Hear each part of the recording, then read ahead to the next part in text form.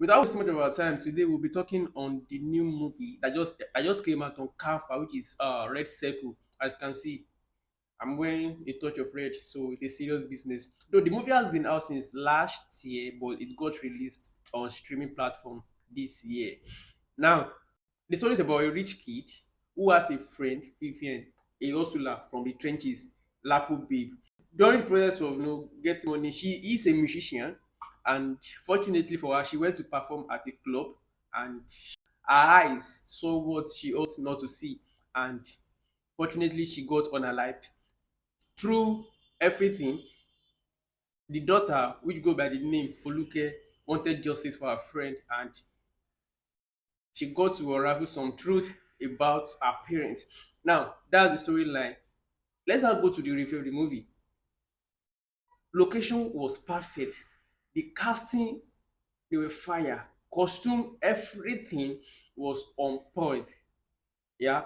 Now, but what I have problem with was the title. Now, when we hear Red Circle, I was my own the first thought that came to my mind was you know aquatic vibe or gang, something like King of Boys or something. That was what I was actually expecting. But I noticed that in that story, the focus was not on the gang member. It's focused more on Foluke and her journalism work, which makes me to wonder what is actually the point, the essence of the story. How is it about the journalism or about the gang?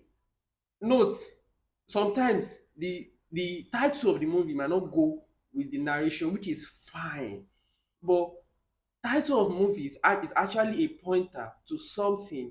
We can say, to kill a monkey, it doesn't matter. The expression you gave through your title, it's like a vibe that people are expecting from you.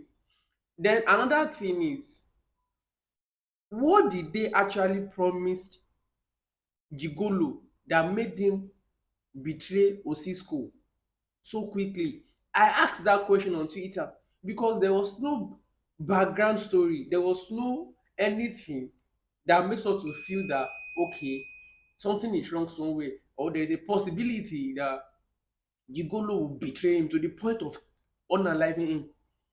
It doesn't actually make sense except if there is a sequel to the movie that it will explain how Gigolo was being convinced. Maybe they promised him something, or I don't know.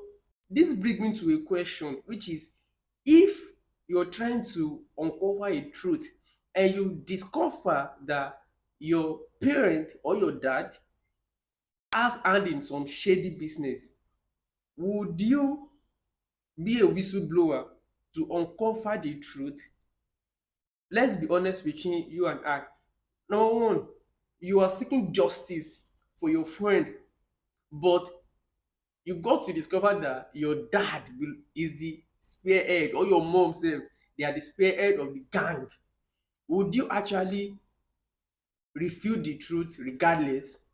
Which makes me to see, is it actually justice or revenge? Lastly, the ending of the movie, well, it's just shocking. Probably there will be part two. And if there will be part two, I think we need to know, is she willing to join the family business now? Since she has seen, then yes, why did Mrs. Holloway want to kill her husband? Why poison the food? Aren't they in the same business together? That I'm saying that there are a lot of a little there, a little here storyline, which bring a lot of questions, which raise a lot of questions and confusion in my own heart, and I'm sure I'm not the only one. Because why would you want to kill your husband? So that the secrets will not be open. Which secret again are you keeping that is not opening, that's not open already? So that's it. So hopefully, shout out to Nora, shout out to AK Marcin. You guys did it. Those people did a great job. I actually loved it. I enjoyed it for entertainment sake, but it is what it is.